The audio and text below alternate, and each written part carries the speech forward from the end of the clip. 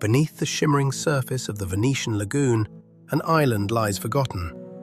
Not just forgotten, but forbidden. Its name whispers through history, Poveglia, and its past is a symphony of terror.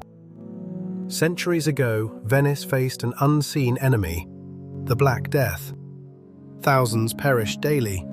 The solution? A desolate island, a quarantine, a graveyard. Poveglia became the final resting place for countless souls.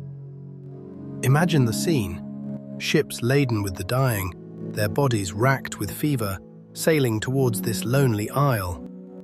No farewells, no comfort. Only the cold embrace of a mass grave awaited them. Over 160,000 plague victims were cast upon its shores. The very soil of Poveglia is said to be composed of 50% human remains. Can you feel the weight of so much suffering? But the island's torment was far from over. Centuries later, the whispers of the dead were joined by new cries. Poveglia transformed, not into a sanctuary, but something far more sinister.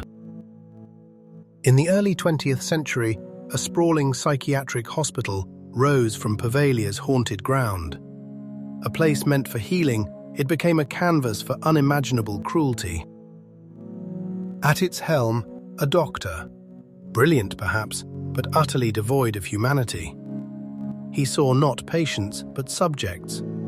His obsession, the human brain, and the limits of pain.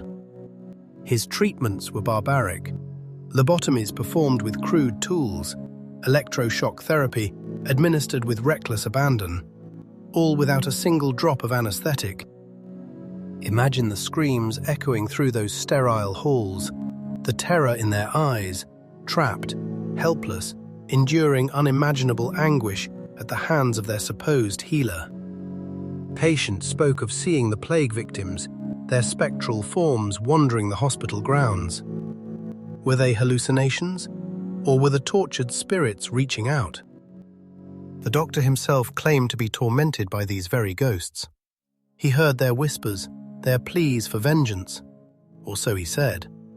Was it guilt or madness finally claiming him? His sanity frayed. The lines between his monstrous experiments and his own mental state blurred.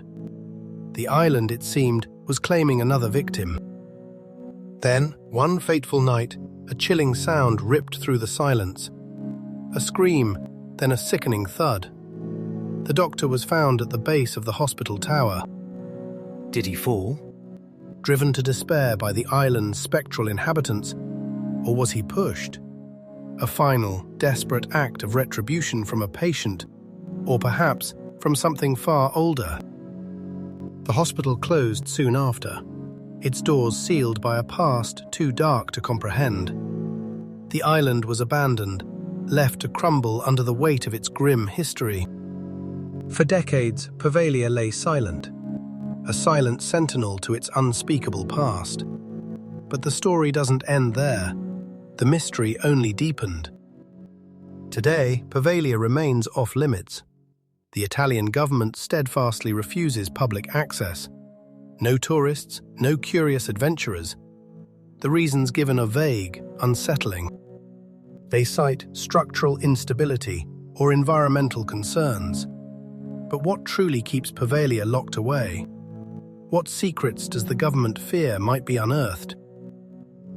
Is it the lingering echoes of the plague, the tormented spirits of the asylum patients, or something else entirely, something that defies rational explanation?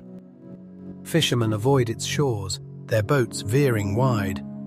They speak of strange sounds carried on the wind, of flickering lights in the abandoned windows, even on the darkest nights.